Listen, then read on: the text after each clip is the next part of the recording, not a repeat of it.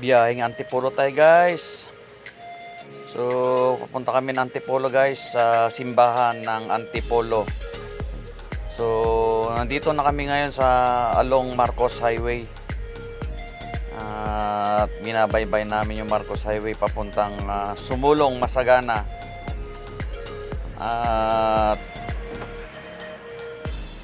maganda ang panahon, walang ulan. Shout out pala kay brother ko Saldi Boy Abraham. Yan. So dadalaw kami ngayon sa simbahan na Antipolo, na kung saan first time pa lang namin makapunta doon ng aking asawa. At matagal na rin namin kasing balak na pumunta doon guys. So hindi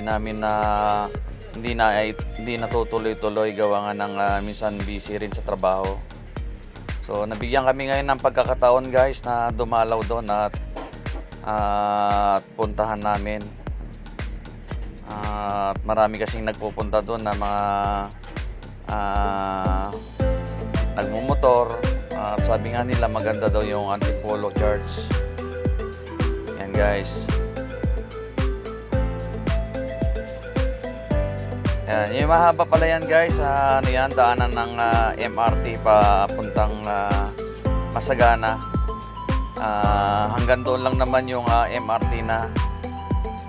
Lahat ng mga pasahero bumababa na yan. At sasakay sila ng jeep papuntang Kogyo, Antipolo, Sumulong. Yan, dyan sila bumababa. Yan. Malapit na kami dito sa MRT station at katapat ng SM Masagana. Yung ayan, so paakit na kami ngayon guys sa Sumulong Highway. So ito yung sinasabi nila na medyo mataas din pag galing ka sa Masagana. So pakanan kami dito. So nadaanan na namin yung Cloud9, no, na dinadarayo rin ng mga tao na sinasabi nilang maganda dahil pag umakyat ka dun sa taas, makikita mo yung buong Metro Manila na sinasabi nila guys. Maganda ang tanawin. So huminto rin kami ng miss ko at sabi nga namin silipin namin yung Cloud9, pero yun nga, hindi na namin nagawa kasi nga medyo alanganin yung oras. So pinagpatuloy namin na tumuloy dun sa Antipolo Church.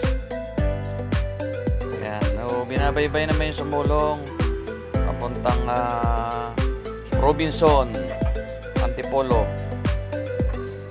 Pag malapit ka na sa Robinson, malapit na, dire-diretso lang guys hanggang marating nyo yung simbahan na Antipolo.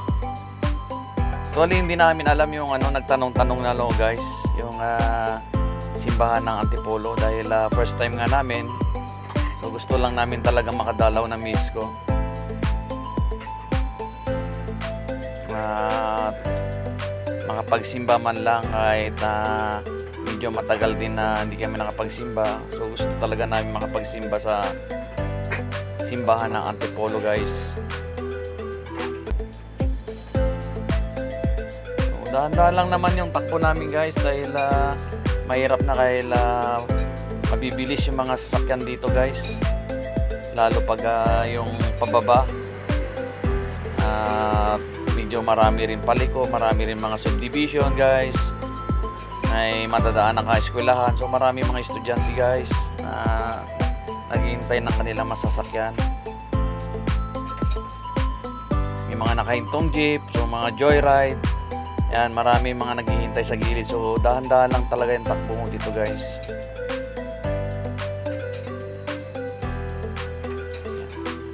So yan, shout out sa mga followers ko guys. So malapit na kami siguro. At sabi nga nila pagkalagpas mo ng Robinson, malapit na raw, dire-diretso lang.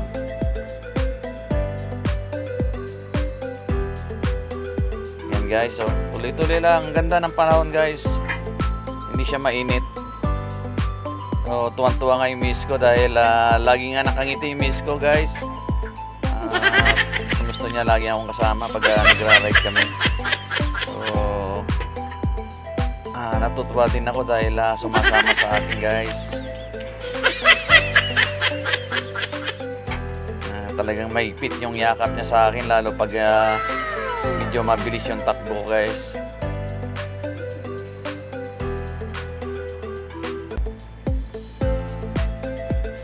Pati yung mga nagmumotor guys, mga dahan-dahan lang din sila. Yan. Dahan-dahan lang kami guys. So napakasarap mag-ride yung mga ganito kahit na solo lang kami. Nag-i-enjoy kami ng aking asawa.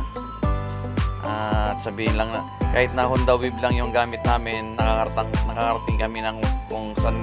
At ito na nga guys, nakarating kami dito sa Antipolo at nagpicture-picture na rin kami ng aking asawa. Yan ang loob ng simbahan. Yan, saka bumili din kami ng kandila at saka marami kasing nagtitinda ng kandila dito. Kung gusto mo magtirik ng kandila, dito lang. So 5 kandila yung binili na miss ko. Marami kasing nagsasabi pag 5 pang family. So sinamantala na rin namin guys na magtirik dito sa Antipolo Church. Yan, tapos nag-pray na rin yung miss ko para sa mga blessing na dumarating guys. Para sa healthy. Yan, sana laging malusog at malayo sa kapahamakan. Yan. So marami rin nagpupunta dito guys na mga iba-ibang galing sa ibang lugar. Yan. Nadalo na rin kami kay Antipolo Nazareno. Thank you for watching.